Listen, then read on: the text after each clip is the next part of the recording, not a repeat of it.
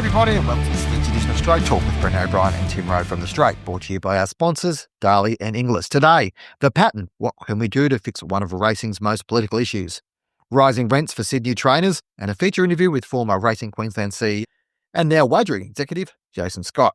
In breeding and bloodstock, what did we learn from our weekend in the Hunter Valley? A boost for the Tassie industry and a milestone for a champion stallion. And in wagering, strong results for Tabcorp.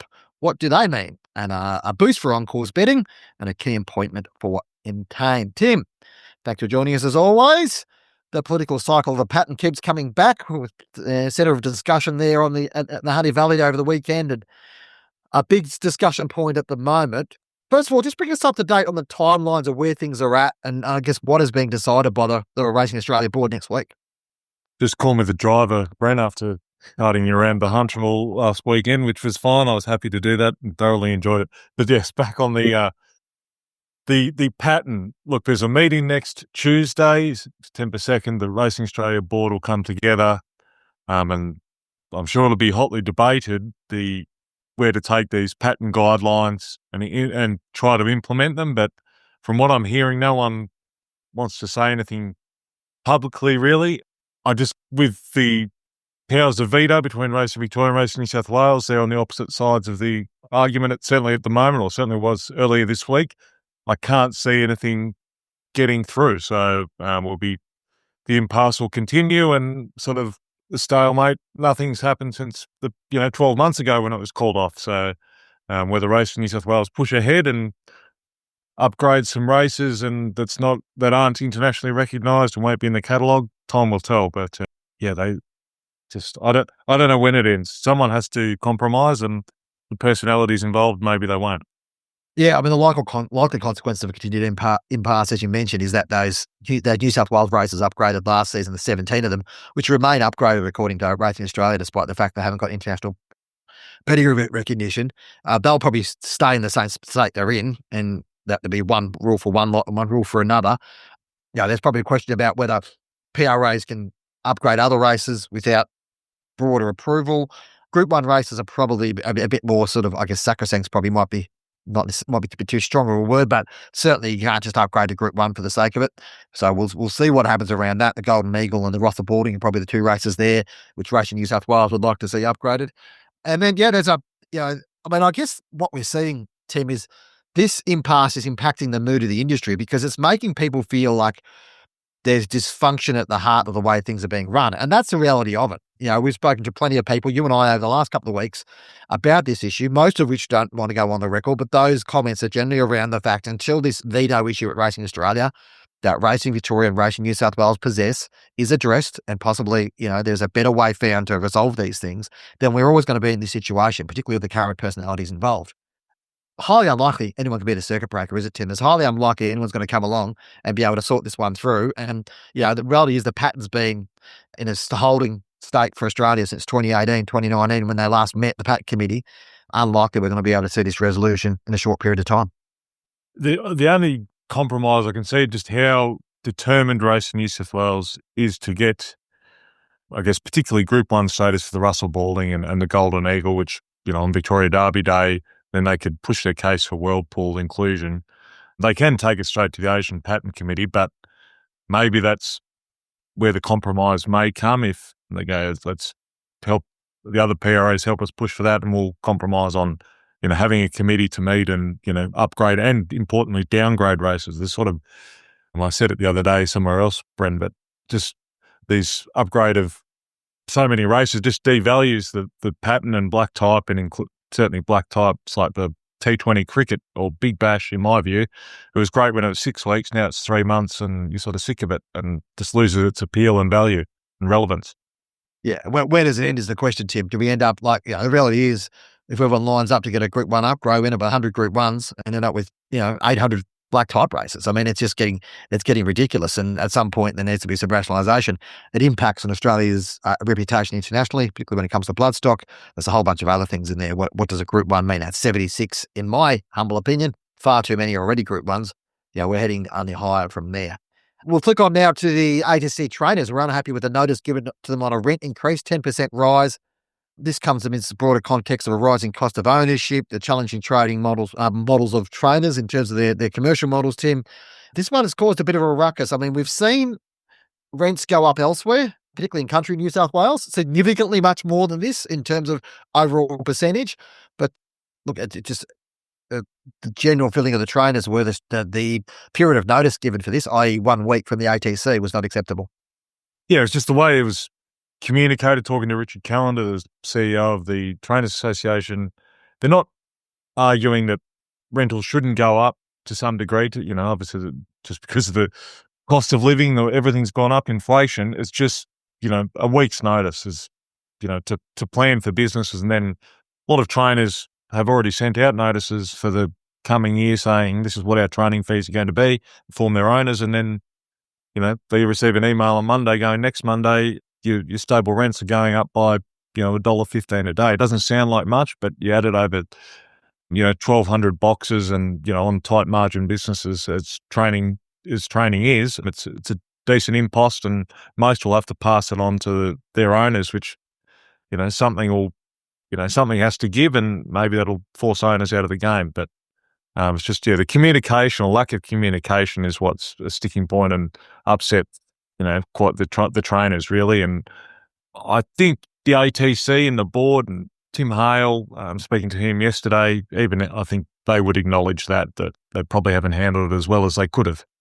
Yeah, and I think that the relationship between those who run the racing industry, effectively the PRAs or the clubs, and those who operate within it, such as the licensed participants, trainers, jockeys, etc., it's always a point of tension. But particularly at the moment, it's a point of tension. We had issues with the jockeys in Victoria earlier last year, I think. I can't remember who that was. It was relatively recent. There's obviously got the ongoing challenges with the trainers and what's going on here.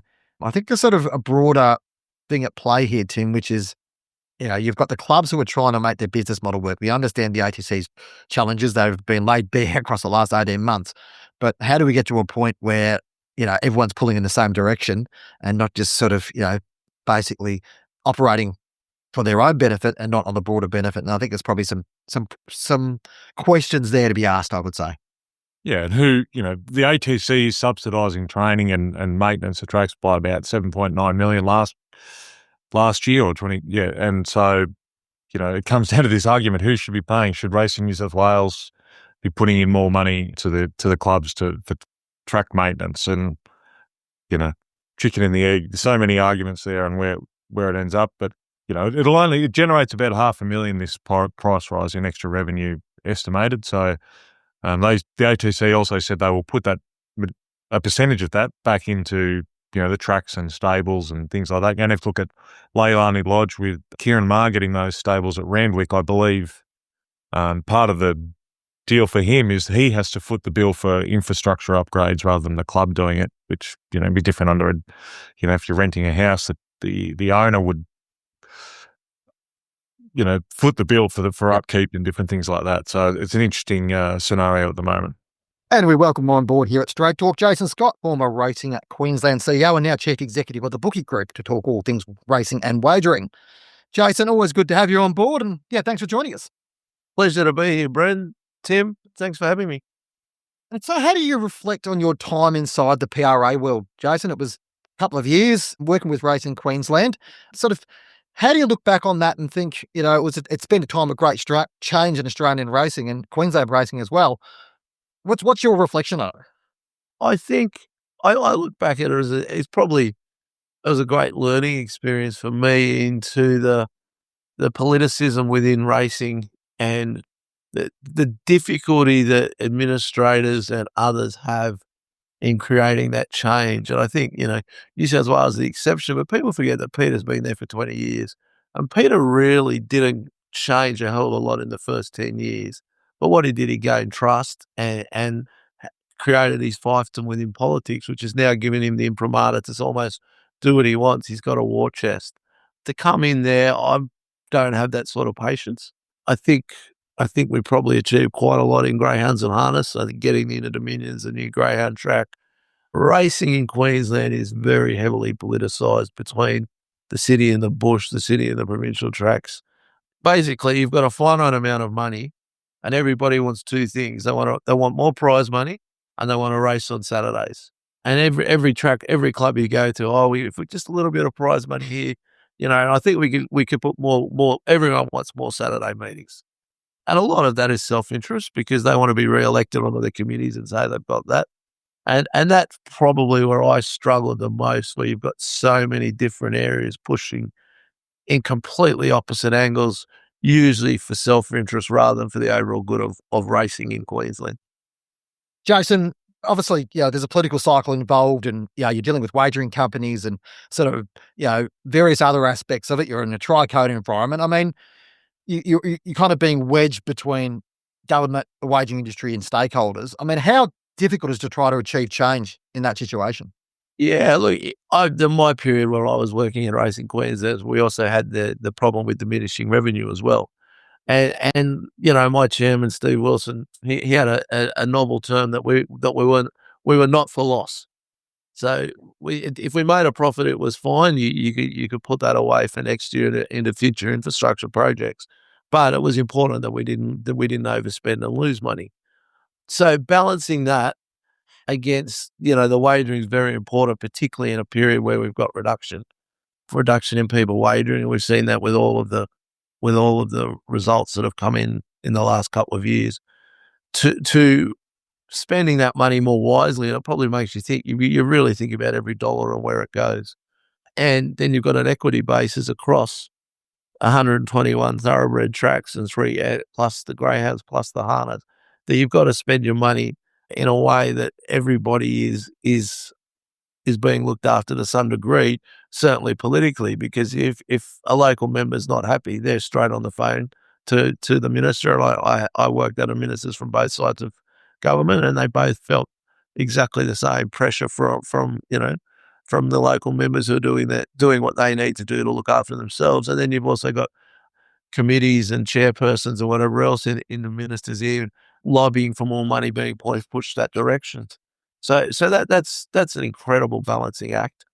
And what probably one of the skills that I did bring into Racing Queensland is an understanding of wagering and how to maximise that wagering through types of racing we put on, times where we run racing, all of those little things where 1% and 2% is very useful for us at this period. The political side for me, I worked under two ministers who had very, very different ways of looking at things, but you can see when both ministers, if something comes up, they mentally work out who's the local member in the area that you're talking about that you might have a problem in. Yeah. I mean, you said before that perhaps your personality wasn't, and you sort of implied before that wasn't the best fit for working within a PRA. But the question I have is, what personality is, and is that personality conducive to good leadership for the industry? I think the right personality is somebody that has that patience, but you also need a strong financial mind and a really sound understanding of racing and a social conscious and patience. Because racing's been my hobby since I was 12 years old, as well as a profession for the last 25 years, I came in with preordained ideas, and some of those were right and some of them were wrong or impractical.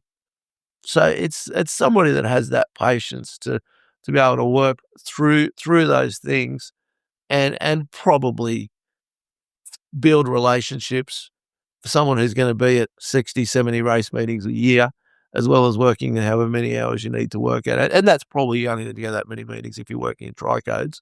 But, carnival period in Queensland is fairly busy. Jason, Lachlan Murray's stepped into your role now, so on a temporary basis and perhaps a longer term. How does he fit that profile? I think he came from a wagering background as well. Yeah, look, I really hope that Lachlan's interim role turns into a permanent role because he has got the perfect background for it. He understands wagering. He started with Mark Reed in the early 2000s, worked at Sportsbet when they acquired Mark's. Then I spent some time with him when I was CEO at Ladbrokes. He was CFO. And when we had a hole in that position, he was sort of like a no-brainer for me to bring him in. He's got a incredibly patient, thorough attitude. He's a hard worker. Understanding the numbers is a huge advantage, but I also think he's the sort of person that people do want to work with. He forges those relationships, and I think he's the perfect man for the job right now. And as I said, I like to hope that he gets extended. How important, it's an interesting one because there's probably some resistance from those within the racing industry that people from wagering get involved, PRA level or the wagering background like yourself and Lachlan to a certain extent. How important is for PRAs and race clubs to have people with proper wagering experience and understanding the way that works in terms of helping shape those key decisions, Jason? Well, 100% of our revenue in Queensland comes from wagering, either from the point of consumption tax or from the race fields fees. So if you have someone in there who doesn't understand how to maximise your revenue, you're already starting one place behind the other. Now, I understand the feedback, but that feedback's usually from people who have been used to running inefficient models. And, I had it all the time. We've got a right to race. No one's got a right to race. We don't even have a right to race as an industry. We've got to keep earning that social license. We've got to keep showing the improvement. We've come a really long way in the last 10 or 20 years in terms of safety, in terms of aftercare for horses, in terms of how we're managing injuries. And we've got to continue to do that, or we won't have an industry. We've just seen a tiny little bit of that with greyhounds in Tasmania, and very hopeful that the other 5 states don't get into some sort of Me Too position and listen to the activists, because once greyhounds is finished, it'll start on harness, and then they'll move to thoroughbreds. I copped a lot of flack for saying at a meeting with country racing people that I think there's a chance racing's not here in 35 or 40 years. And if it's handled incorrectly, it won't be. Jason, as role at Racing Queensland, you're a delegate on the Asian Patent Committee, and that's the Australian patent or lack thereof is a frustration for many at the moment. Can you see that being resolved anytime soon? Look, I went to my last meeting of RA in May, and the way things move in the machinations, a lot will have happened between May and August. So I'm not the right guy to ask if it's going to be solved in the short term. I know there's a meeting next week, and I'm not sure how close New South Wales and Victoria are. In the end, Racing Australia is completely controlled by those 2 states due to the right of veto that they have. So where it gets to, I don't think. Well, I know we're not going to go back to the traditional patent model that a lot in industry would like to have seen happen. We've got RA, Victoria, and New South Wales. We've got legal advice from 3 different firms, basically saying it's a breach of trade. So you foresee that being a longer term impasse then? Like that's always going to be something that has to be overcome, Jason. Yeah, look, I think one of the main sticking points is races of historical significance. I look at the Queensland. If you're doing it purely on the ratings, Queensland, South Australia, Derby and Oaks would probably be at risk. And I suspect the Victorian Derby is probably at risk too. I didn't spend too much time looking at Victoria, but it's been a pretty bad race for a long time. And perhaps even the Melbourne Cup could potentially be at risk now. Does it matter if they're not a Group 1? My practical way of looking at it is it doesn't matter if the Melbourne Cup or the Everest or the Golden Eagle is a Group 1 or not. You're not going to sell one extra bet and one extra eyeball on it, or get one extra horse not travel from the other side of the world to race in the race. So to me, I think a lot of it is semantics. It used to mean a lot when we talk about the page at the sales. Well, that's all we had the page to look at. Now we're a lot more sophisticated. Everybody might look at the Cox plate, but there's strong Cox plates and weak Cox plates. And when people are going back, they've got the videos, they've got the fields, they've got all this data they never had before.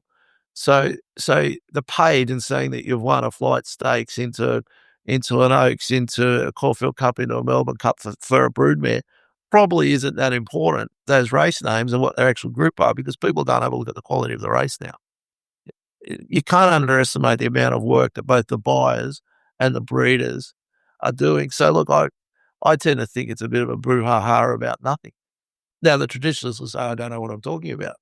But a few people in the Hunter Valley might disagree with you from last week. Yeah, I'm sure they will. But they're also the people that are doing a lot of this work to understand the quality of, they're looking into that before they buy a stallion. Just on that, Jason, the Victoria Derby would be in danger, I think. And as you mentioned, I got told that possibly, for races like that, you can change the conditions, or, they could bring the distance back to 2,000 metres, which buys the race probably 2 years time to sort of try and get the ratings back up, things like that. I'm not saying that's the right answer or the right. I think the Oakley move, Plate's but another one, Tim, from memory, that's probably at risk as well. Now, traditional races, I'm not sure if it's that important, particularly we have so many Group 1 and Group 2 sprint races in Australia. Yeah, well, the challenge is that not too many race clubs want to be sitting there putting up front and centre trying to promote a Group 2. That's probably the challenge for them. Like it's either Group 1 or nothing, because then the pattern means like that. We'll move away from the pattern because we could probably talk about it all day and onto a space you found yourself in the past and you find yourself in now, Jason. It's the wagering world. How do you see the health of the wagering industry in Australia at the moment, Jason? Oh, look, I saw the inflation numbers were up yesterday, which is going to put a halt to a couple more interest rate cuts. I think, in a time where cost of living's at an all-time high, interest rates are high, disposable incomes at a low, to the average family, wagering's one of the places where that loses in that disposable income place. I think we're seeing a few green shoots in terms of it turning around. I was really heartened to see Tab's numbers yesterday, but again, they've still had a decrease in their digital numbers. So, and a lot of that is we are much better now in terms of managing harm factors, anti-money laundering, responsible gambling. So in a lot of cases, that decrease is actually a positive. That people who can't afford to bet now aren't betting. The actual size of the sort of participants. Yeah, look, from a punter's point of view and from a competitor's point of view, I wouldn't want to see sports bet get much bigger. I think if they get to over 50% of the market, it starts to become you're getting a little bit too monopolistic for me. Now, the next question is M&A good? I think we certainly need 3 or 4 strong pillars. I'd like to think there's a gap behind them for people with 3-4% of the market. And that's where sort of places like Unibet, 365. I think we need some more mid-tier players, and frankly, that's an opportunity that I think that is still possible. Yeah. I mean, you sort of addressed that question now. When Tabcorp's results came out during the week, plenty of positives from them. I mean, obviously the Victorian licence has driven them, a lot of positivity and a lot of their growth this year. And, that was probably put in place a couple of years ago under previous management. But obviously the plans are to, relook at the New South Wales deal and what that look is. How important is a vibrant, sort of healthy Tabcorp to the industry and the landscape, Jason? Or is it a case that if Tabcorp is a bit vulnerable, then there's more sort of movement and agitation elsewhere? Look, I think you need a vibrant retail player. Now, I don't really care if it's called Tabcorp, Entain, Sportsbet, Bluebet, PointsBet, Better, but you do need that. And look, their growth wasn't lost on me in retail.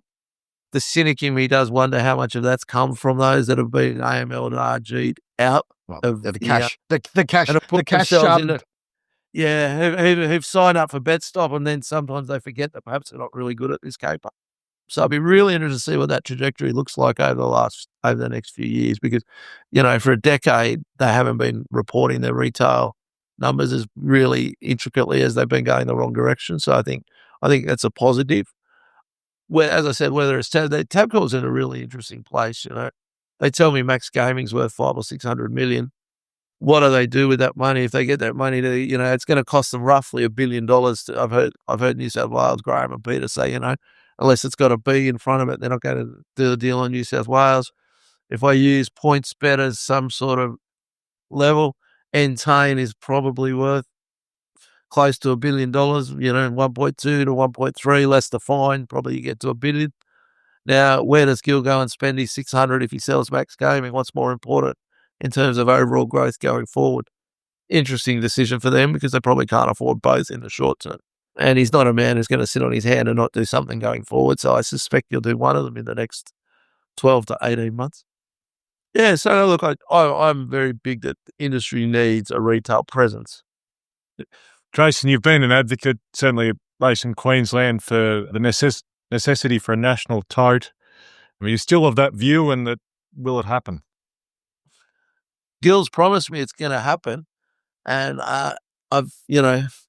we've got 10 at Racing Queensland. The new Greyhound track's got 10 boxes in it on the straight track, and we can't use it because Tabcorp can't technically run a pool for 10 greyhound races, which I don't completely understand because they already run a Melbourne Cup for 24. Surely you just put 10 and scratch 9 and 10. And I was told from people, this didn't come from Gilbert, it came from other people at Tabcorp, we can't do that. All hands on deck on the national tote pool, or certainly getting it down to 2. So they're clearly working on it.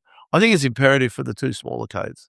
Those exotic pools and even the win pools in those smaller codes. Well, if a guy's in a pub, he can't even have $200 on something without changing the price. And while the corporates or the digital bookmakers are all betting tote derivatives, the industry needs dividends that are actually representative of their fixed odds price, rather than the Tats Lotto that you're currently getting due to the particularly in the old Unitab pool, but Victoria and New South Wales really aren't much stronger. I know Jocko's there tidying it up to try and make it look, where he thinks they should start. And if he stopped betting into those pools, it would be an absolute mess. Mm. Talk us through your new role, Jason, with the bookie group. I mean, what are you sort of hoping to achieve in that position? It's obviously a very different role than one you've been doing. What are your ambitions there?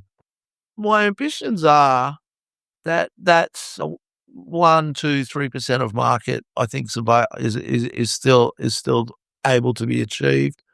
I'm working with betmakers, which will allow us to run a fairly thin ship in terms of employees. So I want to keep the costs really low. I'm going to run 4 or 5 brands, partnering with people and organisations tangentially connected to racing, who have databases and work with them and market direct. So I want to keep the cost down. I want to use a cross between a little bit what Double are doing, influencer type marketing. I think the days of going in and building for scale with the hope of selling for the synergies advantage, it doesn't appeal to me. I think you can be EBITDA positive from the beginning. And if you get to a size where you're making 15 or 20 million EBITDA, 6 or 8 times multiple, you've got a decent sized business to either sell or to list. So, it's a long-term plan. But I think one of the abilities I've got, I know the industry well, and I've got access to the right people to come and work with me and for me who are looking at this slightly different model. And that, there's some really interesting partners that I'm speaking to, and very close to putting pen to paper with a couple. Yeah. And probably personality-wise, probably suits the way you like to think, Jason.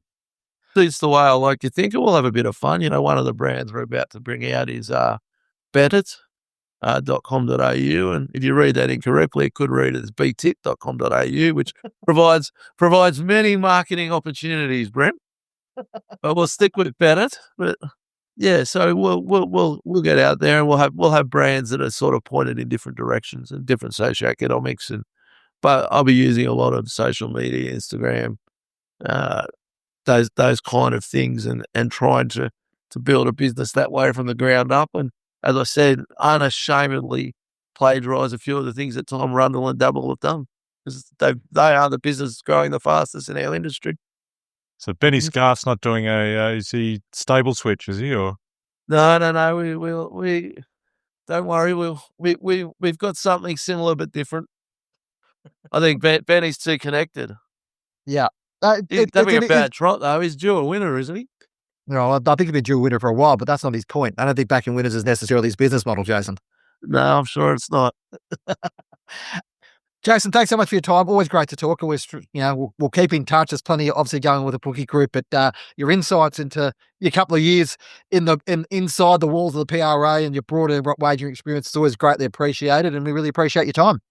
Yeah, thank you. I'm sure you'll probably we'll speak when this review into Queensland racing comes down, because I'm as intrigued as anybody to see what it looks like. Thanks, Jason. Thanks, guys. The following segment is brought to you by Inglis, the strongest collection of sire power ever assembled for an Australian 2-year-old sale. We offered at the Inglis Ready to Race sale on Thursday, October 16th. A catalogue of 222 lots has been finalised for the auction and is now available on the Inglis website. The Inglis Ready to Race sale is easily the best and most progressive 2-year-old sale in the country. It's provided almost 800 individual winning graduates since 2016 at an average earning per runner of over $111,000, some 35% higher than its nearest rival. It also has the highest winners to runners ratio of any Southern Hemisphere breeze-up sale. Breeze-ups will be held at Warwick Farm, Taupo and Wangaratta ahead of the sale with vision uploaded to the Inglis website. Check out the catalogue at inglis.com.au. Tim, we spent last week in the breeding heartland of the Hunter Valley, pardon me. As you mentioned before, you did all the driving, which was greatly appreciated by my good self and skillfully avoided any trouble. Mind you, a few detours around floods and, some poor directions by the guy in the navigator's seat, but we got there eventually. We were able to see around 40 stallions across 8 individual stallion parades. It was a very busy weekend. You see a lot of horses and a lot of people. I mean, what did you take out of the 3 days we spent touring around that part of the world? I think, there's been a lot of negativity from the breeding sector over the last probably 18 months as, the market's come off a bit and the costs of production have gone up. But breeders are resilient.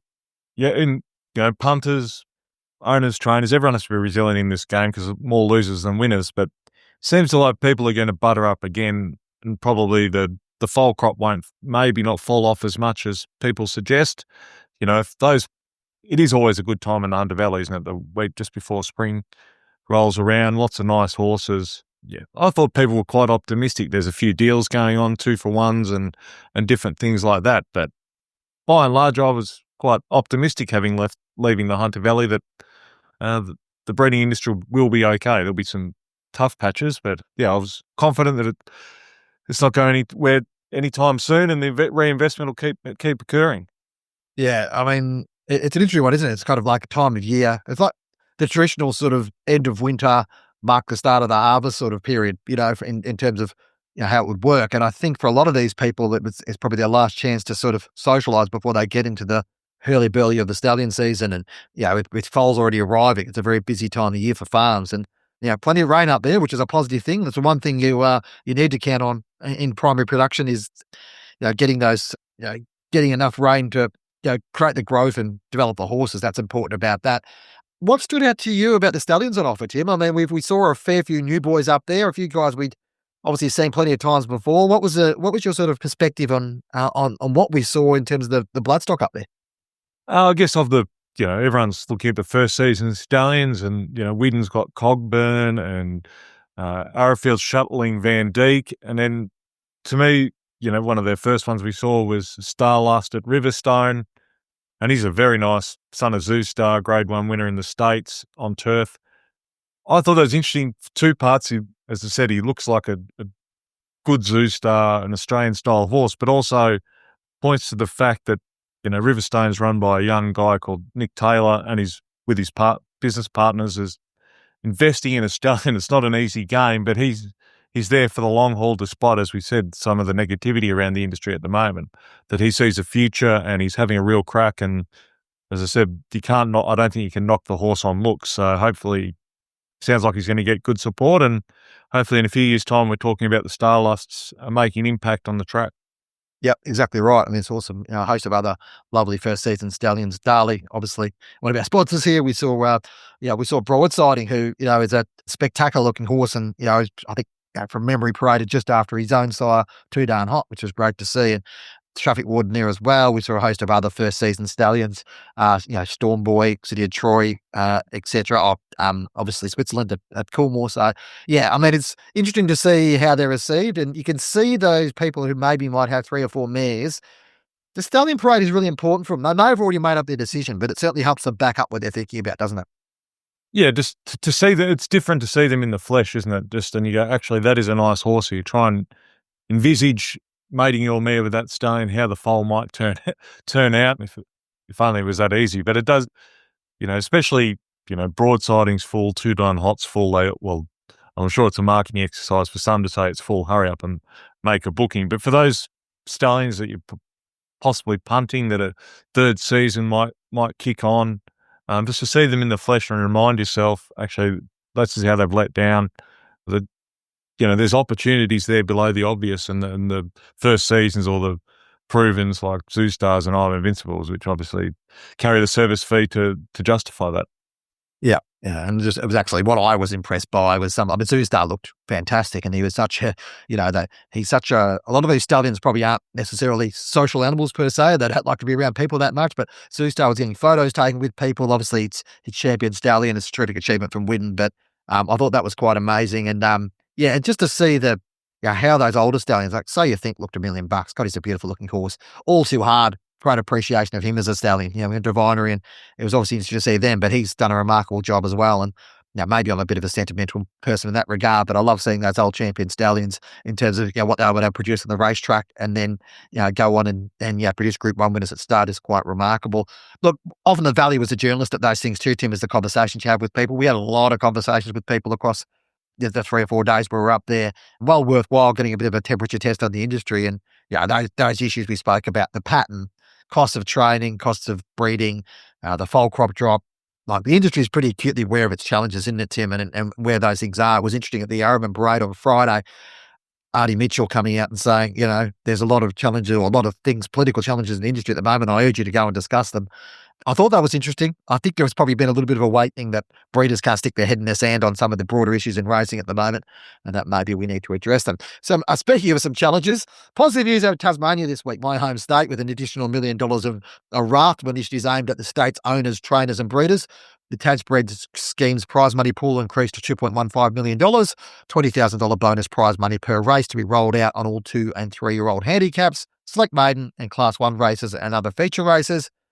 Magic Millions committing to conducting the Tasmanian yearling sale until at least 2030, extending the partnership for another 5 years. That's a big thing for the state. Microshare syndicated My Racehorse Fair in Dubai are yearling at next year's Tassie yearling sale at Quercus Park, and the Magic Millions 2-year-old and 3-year-old races both being moved from Launceston to Hobart to be staged on Tassie Derby Day. Look, a few things there, but probably the broader message out of there is probably some positivity required, and some investment put in both through government and Tas Racing into the Tassie breeding industry, which has been in a pretty difficult state over the past couple of years, including a massive drop in the amount of foals being born and the amount of mares being bred too, Tim. I mean, it looks like this is a way for those to put a bit of faith in the industry, the people who like Armadale Starters, Danny Bodyguard and others within the industry, to ensure that there is a breeding industry there at least in the next 5-10 years. Yeah, and those Tas breeding bonuses, if you can win one, 20,000 goes a long way. And I think what's important is the trainers component of those bonuses. $1,000 cash, but you can turn it into $4,000 at the as a sale voucher, effectively, a bit like the Bob's Double Up or the Vovis, I think, platinum vouchers that owners can win in Victoria. One of the issues in Tassie has been the lack of the trainers investing in their local sale. They preferred to buy, tried horses probably on English Digital and different formats and quick return that way, rather than, going to the yearling sale, supporting their locally bred horses and hoping they get a superstar out of that sale. You need competition, and, John Blackers of the world have done a good job over the last few years, but you would hope the top 10 to 15, well, nearly every trainer, but 10 to 15 Tassie trainers all go and buy 2 or 3 yearlings a year would make a huge difference. And not for a huge amount of money, but just, so hopefully these incentives give some certainty to go, okay, at least Magic Millions is there till 2030, we can go, let's go and have a proper crack. Yeah, and that'll be all tied up around we've spoken about this before, but the funding date in 2029 being renewed for racing. Obviously, it's just assumption that will be done. However, assumptions lately in Tasmania are proving incorrect, especially around the future of the greyhound industry. On the track, just a quick mention there to Written Tycoon, milestone 100th winner last week. Remarkable stallion, given how, not only is he a champion stallion, obviously, but given how much he's travelled around. Now, I don't think of too many thousand winner stallions that would have had as many homes as he's had across the years. Obviously, Yulong now doing amazing things. He's got a lot to come to him. He's extraordinary. They're now 4-year-olds, the 3-year-old crop from last season that were conceived at Arrowfield, and just the mares that he served at Yulong over the last few years. It's obviously his oldest Yulong crop's now just turned 3. We can expect him to have a major impact and probably a bit of a resurgence, possibly to contend this year for the title. So, well done to Written Tycoon, 1,000 winners. It puts him in the elite company of size to aside that many winners, and a great effort nonetheless. The following segment is brought to you by Darley. We've talked about the best emerging stallions. Now let me throw another one into the mix. Native Trail. Breeders couldn't stop calling him the best looking stallion on the Darley roster.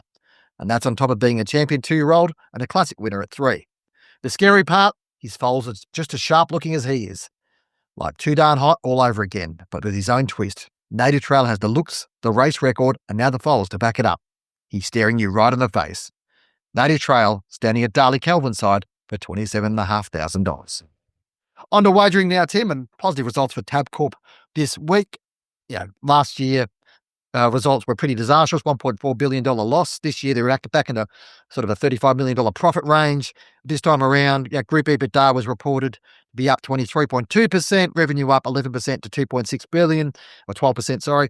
All very positive numbers. Look, the uplift from the new Victoria licence drove nearly all of that growth, although Tabcorp has reported it banked $39 million in operational savings, which came from its sort of much publicised staff reductions. So, an interesting time for Tabcorp, some positive news. The share market went bananas about it. I think it jumped to 88 cents, which is up 20% over in the space of a couple of minutes on Wednesday morning. Market cap now close to $2 billion. Gil McLaughlin's got the wind at his back. He probably walked into this role, Tim, with a bit of wind in his face.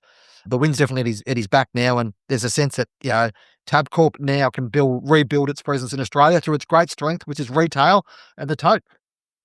Yeah, it was interesting. Yeah, there's been a lot of changes. He's cut costs from that business, and it's obviously, made a big difference to the balance sheet, the way they're going. They're probably coming from a long way back. Like, some might say, you'd hope from now on some innovation and different things like that might come to the fore, and they're, Gil's still talking about a national tote and things like that. So hopefully now they're back in profit, that some innovation and will help the punters and the industry and turnover and particularly on racing.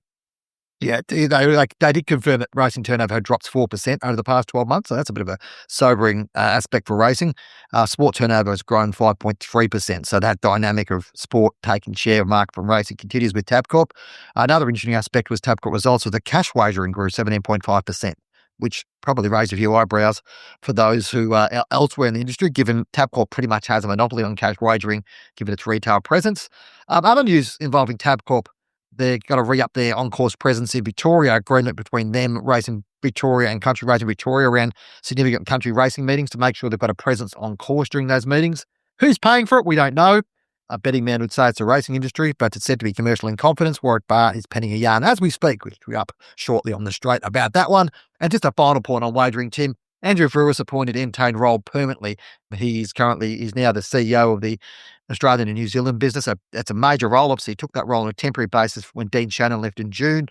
I'll be speaking to Andrew Fruis later today, and we'll have a story up in the straight probably early next week with a detailed interview with him about the future plans of Entain, which has obviously had a relatively uncertain past 12 months. Tim, we'll have a couple of questions from the viewers, which we'll quickly dip into. We're sort of running a little bit short of time here. I'll answer this one. I'm looking for a straight answer. How on earth has a horse been registered with the name Show Canty?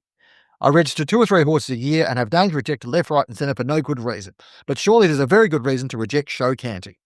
Well, got a couple of thanks for that. I think it was Anna on the email. Anna, I've got some news for you. Bad news for you. Show Canty never won a Group 1, so his name won't be protected. So that's for the first challenge. The second one is up until about 5 years ago, there was a ban on horses being named after races. So the Show Canty quality would have prevented him being named at it. But I'm informed by a reliable source that article in the Racing Australia Charter was changed a few years ago. So you can name a horse after a race. So unfortunately, there's no reason why a horse can't be called Show Canty, apart from the fact is, why would you want to call an emerging horse after a good horse? It just sets an impossible standard. Tim, one more, I'll just chuck at you quickly here. Is it time the bookies become more active in taking bets that take on the book?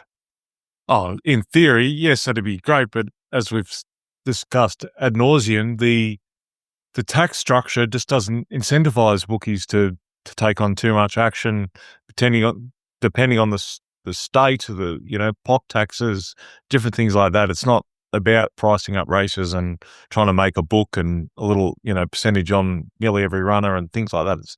The market's changed, and some will say for the worse, but just at the moment, you can't blame bookies that, keep putting up markets, and taking big bets, and from sharper punters, taking too much action and losing race after race. It's just not a sustainable business. No one can keep running a business and losing money. So it's a fine balance. And at the moment, the way it's structured, there's no incentive for those business models. As Tristan Mellahan would suggest with Top Sport now selling on to Better. Yeah, and we saw like an example like Combat, who tried a completely different model, which is an auction model, which ended pretty swiftly for them. Good on Jake Howard for trying that model on. But, and that was supposed to offer a better opportunity for punters. It didn't work out that way. The smart guys just took the money. So that's the challenge. It's probably not the everyday punter that they're setting this up for. They just want to make sure they mitigate the risk against those who have better information than them.